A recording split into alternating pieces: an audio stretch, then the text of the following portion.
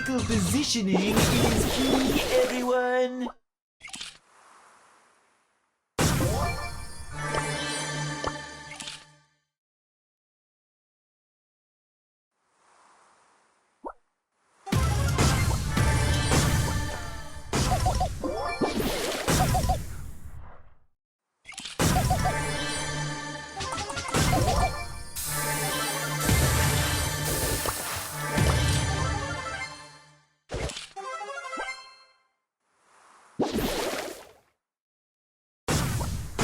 Come with me, little swimmers. Time for an adventure!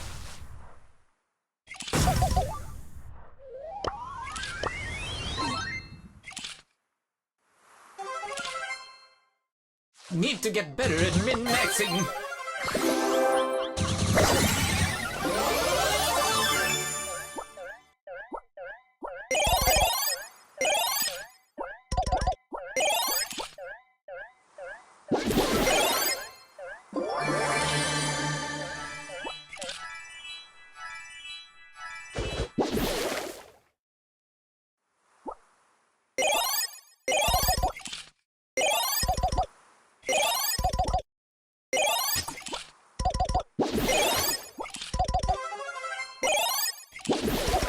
I got rigged rolled.